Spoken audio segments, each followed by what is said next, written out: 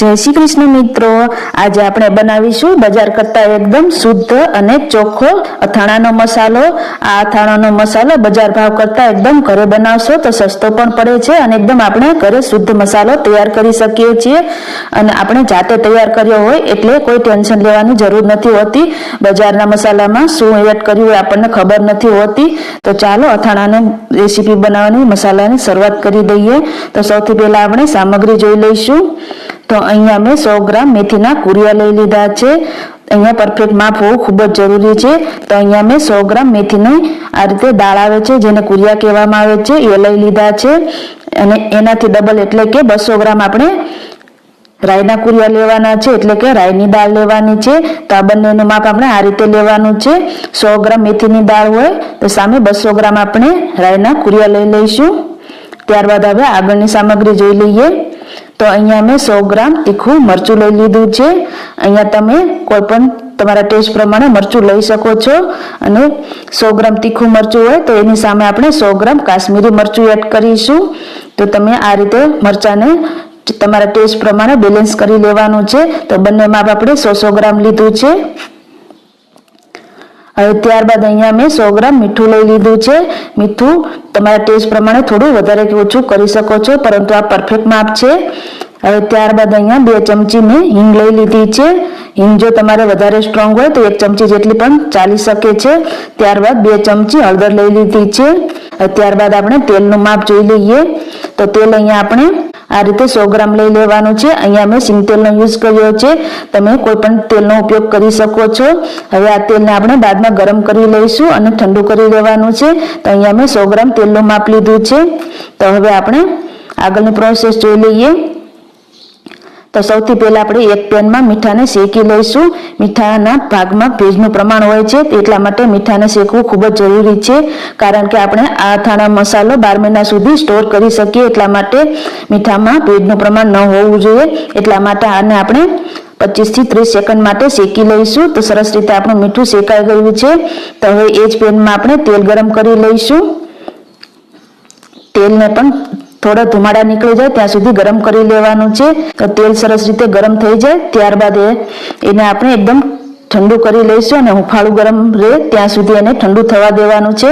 तो आ तेलने पण आपणे साइडमां राखी दईशुं अने हुफाळुं गरम रहे त्या सुधी ठंडू थवा दईशुं। तो आपणे तेलने साइडमां राखी दईशुं अने आगळनी प्रोसेस जोई लईशुं। હવે અહીંયા આપણે એક મિક્સર જાર લઈ લીધું છે। તેમાં આપણે રાઈના કુરિયા એડ કરી દઈશું।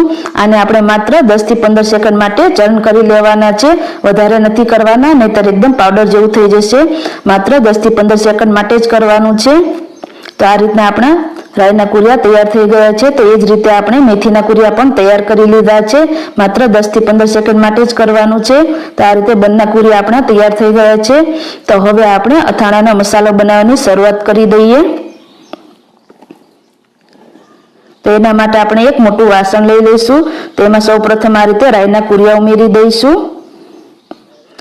आ रीते गोल गोल राउंड शेप में गोठवी दईशुं। त्यारबाद आपणे वच्चे मेथीना कुरिया उमेरीशुं। एने पण सरस रीते आ रीते राउंड में गोठवी दईशुं अने वच्चे खाडो करी लईशुं। हवे वच्चे खाडो कर्यो छे एमां आपणे 2 चमची हळदर अने 2 चमची हींग उमेरी दईशुं। त्यारबाद अहींया आपणे जे तेल गरम कर्युं हतुं ए एड करी देवानुं छे। तेल आपणुं हुफाळुं गरम थई ठंडू थई जाय त्यां सुधी राखवानुं छे। तो आ तेल आपणुं हुफाळुं गरम छे तो एने आपणे आ रीते हींग अने हळदर उपर उमेरी दईशुं अने तरत ज आपणे ढांकण ढांकी दईशुं जेथी करीने हींग अने हळदरनी स्मेल अंदरने अंदर ज रहे अने आ रीते ढांकण ढांकीने 15 मिनिट माटे रहेवा दईशुं। हवे 15 मिनिट थई गई छे तो हवे आपणे बाकीनी सामग्री उमेरी दईशुं। तो आ रीते आपणुं तेल सरस रीते हळदर अने हींग उपर आवी गयुं छे। तो हवे एमां आपणे बाकीनी वधेली सामग्री पण उमेरी दईशुं। तो सौथी पहेला आपणे बंने मरचा पाउडर उमेरी दईशुं। तो अहींया तीखुं मरचुं अने काश्मीरी लाल मरचुं बंने उमेरी दईशुं। आ रीते काश्मीरी लाल मरचुं उमेरवाथी અથાણાનો कलर पण सरस आवे छे એટલા માટે काश्मीरी लाल मरचुं जरूरथी एड करवुं।